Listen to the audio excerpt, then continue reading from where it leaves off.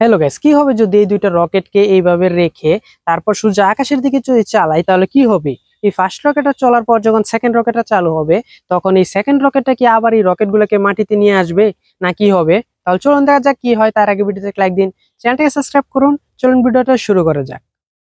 Guys, এখন চলুন এই দুইটা রকেটকে এইভাবে রেখে তারপর এই টেপ দিয়ে এই দুইটা রকেটকে একসাথে ভালো করে লাগিয়ে নেই।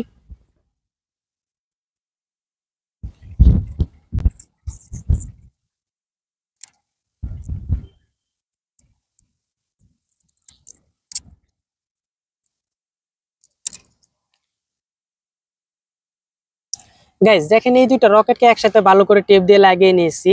এখন যদি এই রকেট গুলাকে এইভাবে রেখে দিই তাহলে এই রকেট গুলা পড়ে যাবে, একদম সোজা আকাশের দিকে যাবে না। তার জন্য এখানে দেখেন একটা বোতল এনেছি।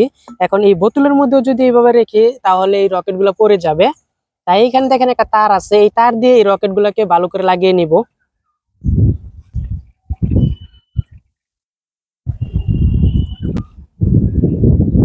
গাইস দেখেন, এই তারটাকে এই রকেটের মধ্যে লাগিয়ে নিয়েছি। এখন এই তারটাকে কিছুটা বাঁকা করে দিব।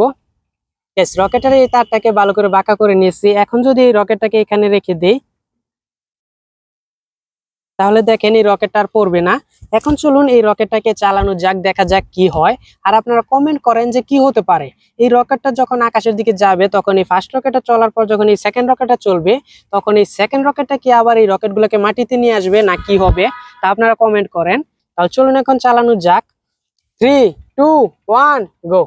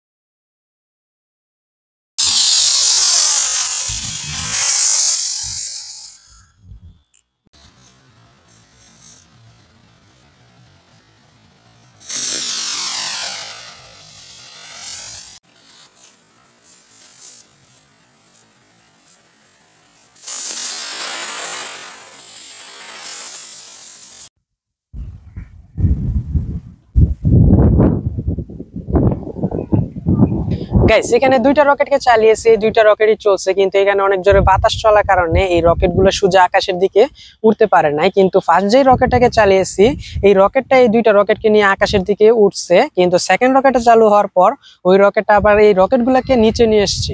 তাহলে গাইস এই ধরনের কোনো কিছু আপনারা করার চেষ্টা করবেন না, কারণ এটা খুবই ডেঞ্জার।